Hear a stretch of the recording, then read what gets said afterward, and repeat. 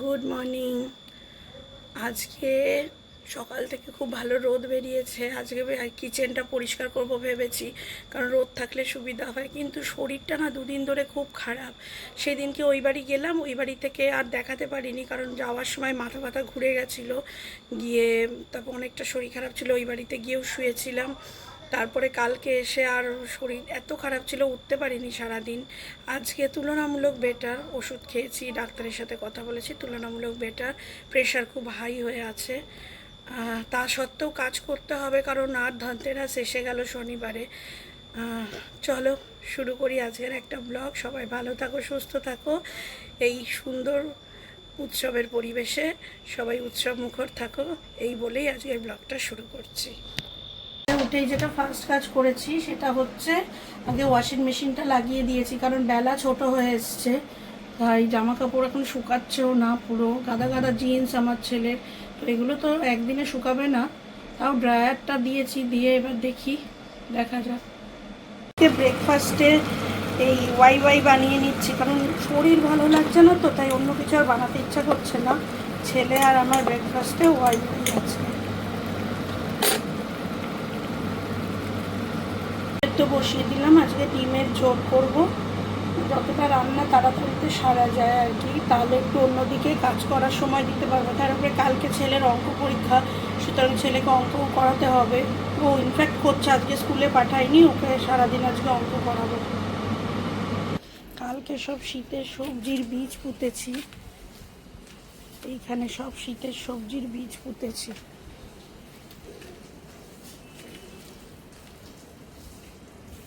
এই যে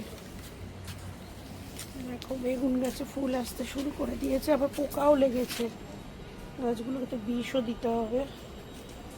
আমি সব শীতের সবজির বীজ পুঁতেছি, দেখা যাক গাছ কবে বেরোয়। এই দেখো সব হচ্ছে।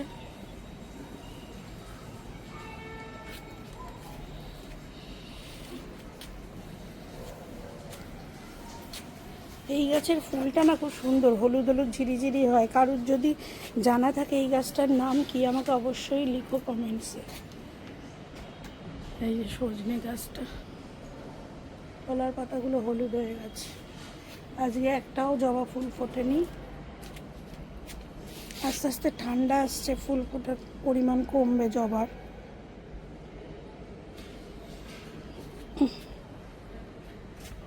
এই নীল ফুল ফুটেছে কয়েকটা, ব্যাস।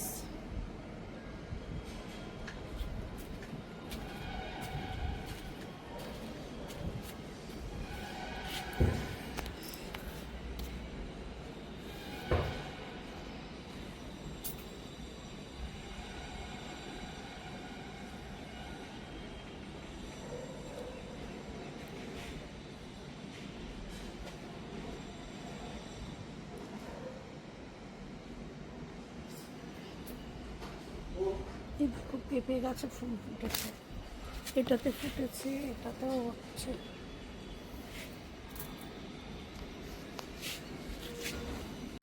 এই দেখো ব্লিঙ্কিট থেকে ফুলকপি নিয়েছি, 57 করে ফুলকপি নিয়েছে, নিয়ে এইটা পাঠিয়েছে।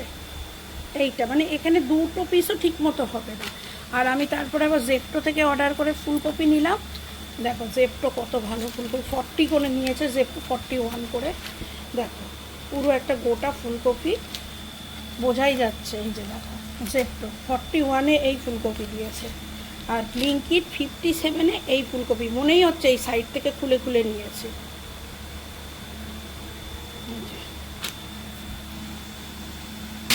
এখানে বসিয়ে দিয়েছি আলু ফুলকপি চচ্চড়ি, এদিকে করে নেব।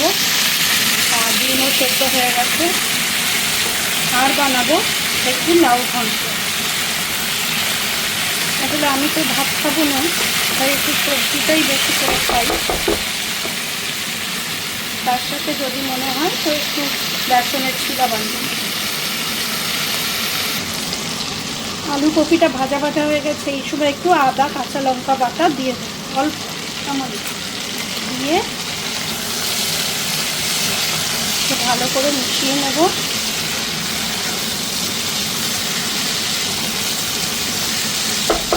দিয়ে ঢাকা দিয়ে সেদ্ধ হওয়া অবধি ওয়েট করব। তো ফুলকপিটা হচ্ছে, আর এদিকে আমি লাউ ঘন্টের জন্য বড়িগুলোকে ভেজে নিই। এবার তেলের মধ্যে দিয়ে দেব পাঁচফোড়ন,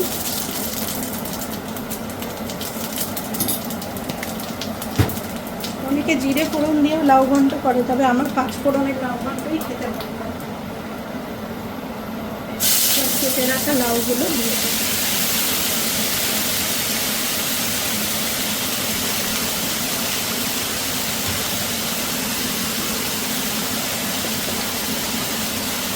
দিয়ে দেবো পরিমাণ মতো নুন,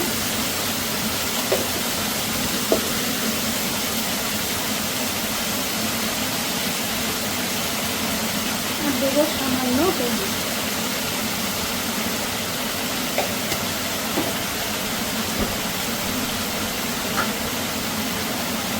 আর দেব অল্প একটু আদা কাঁচা লঙ্কা বাটা। এই দিয়েই তৈরি হয়ে যাবে আমার লাউ ঘন্ট।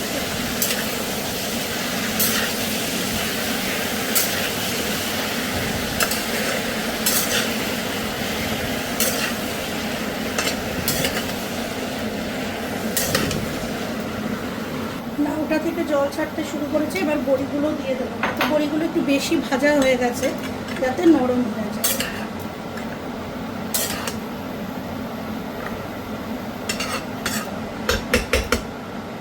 দিয়ে এবার ঢাকা দিয়ে দেবো, আস্তে আস্তে সেদ্ধ হোক।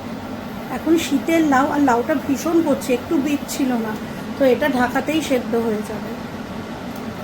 এদিকে আমার কপির চচ্চড়ি প্রায় হয়ে এসছে।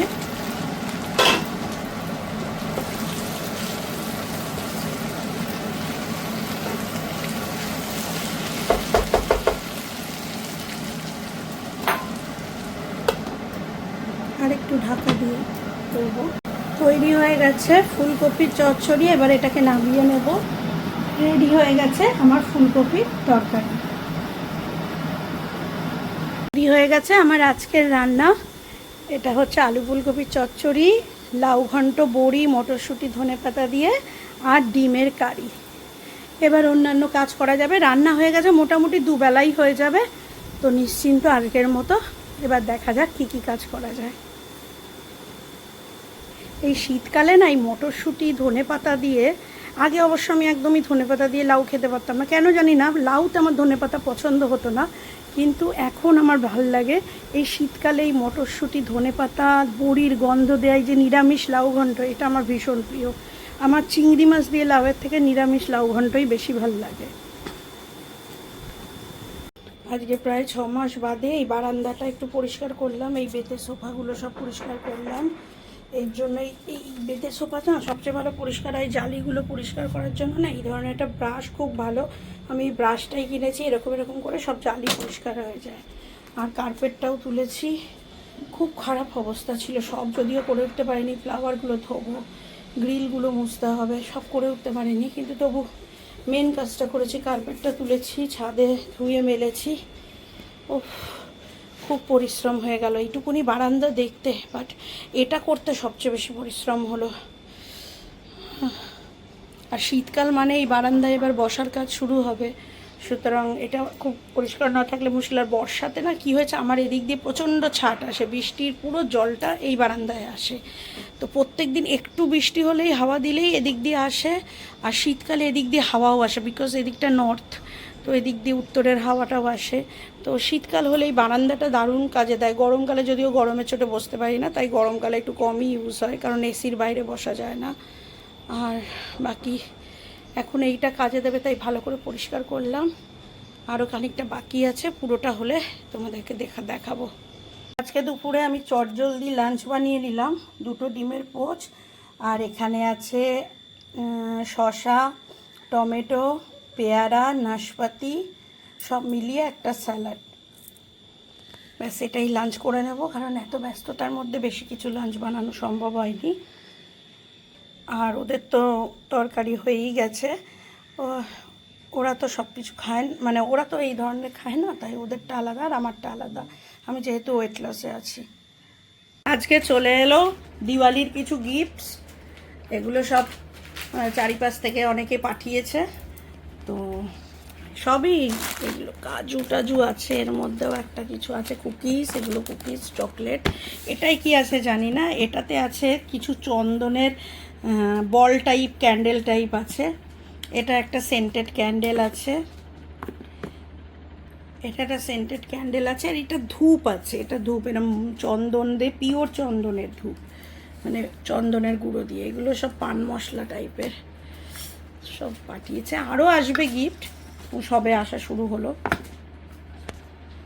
ওহো নাইস, এই কাপ, এটা কাপ এসছে, কাপের সেট এসছে। বাহ, খুব সুন্দর মনে হচ্ছে, থ্যাংক ইউ। দাঁড়াও খুলে দেখাই। এই যে এই কাপ দুটো এসছে, সুন্দর বেশ দেখতে, আমার এমনি সাদা রঙের পছন্দ। এই দুটো গিফট করেছে, থ্যাংক ইউ। যে গিফট করেছে তাকে থ্যাংক ইউ। রাতের জন্য কাঁচা লঙ্কা চিকেন বানিয়ে রাখছি, কারণ আজকে রাতেই আমি কিচেনটা ক্লিন করবো, আর বেশি সময় নেই। আজকে বুধবার, কালকে বৃহস্পতিবার, কালকে তো কিচেন ক্লিন করা যাবে না। আর শুক্রবার ছেলে স্কুল আছে, প্লাস টুকটাক কেনাকাটি আছে, আর শনিবার তো ধনতেরাস।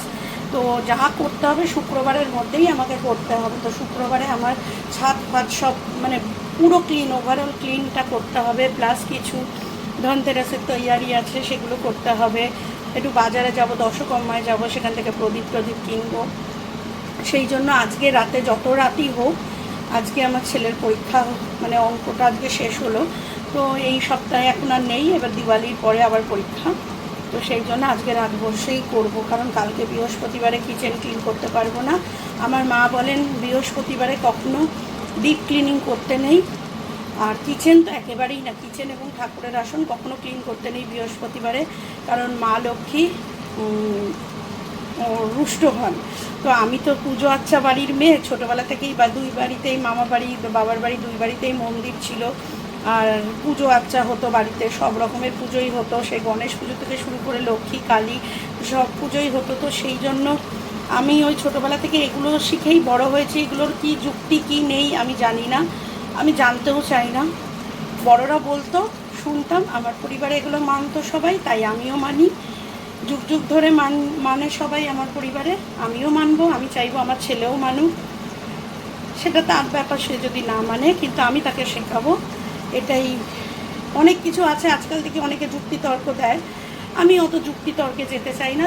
প্রত্যেকটা বাড়ির নিজস্ব কিছু ধারা থাকে, তারা সেগুলো মানে, আমিও সেটাই করতে চাই। আমার বাড়ির নিজস্ব কিছু ধারা আছে, আমার শ্বশুরবাড়ির কিছু ধারা আছে, সব মিলিয়ে মিশিয়ে সেগুলো নিয়েই চলতে চাই। তো সেই জন্যই বৃহস্পতিবার, কালকে আর করবো না, আবার শুক্রবারে যা টুকটাক করবো, আর বাকি আজকে রাতেই পুরো ডিপ ক্লিনিং করবো। এই যে তাকের অবস্থা দেখো, এই যে ওপরের তাক থেকে এই যে অবস্থা দেখো, মশলার তাকটার অবস্থা দেখো। এইগুলোকে সব ক্লিন করতে হবে, বের করতে হবে, কি কি পচেছে, কি কি ইয়ে হয়েছে, এক্সপায়ার হয়েছে, সব দেখতে হবে। এই তাকটার এই অবস্থা, তো সব ক্লিন করতে হবে আর কি। ওভারঅল সবটাই মুছতে হবে। এইখানে আমার রেগুলারকার মশলা থাকে, সেই তাকটাও ক্লিন করব। এখানে থাকে হচ্ছে রেগুলারকার কাপ গ্লাস, তো সেইগুলো আবার পরিষ্কার করব। তো শেয়ার করব তোমাদের সাথে সেগুলোও টিপস, বা আমি যা করছি তাই। সেই জন্যই রাতের রান্নাটা সেরে রাখছি, যাতে রাতে রান্নাঘরে আর কোনো ঝামেলা না থাকে।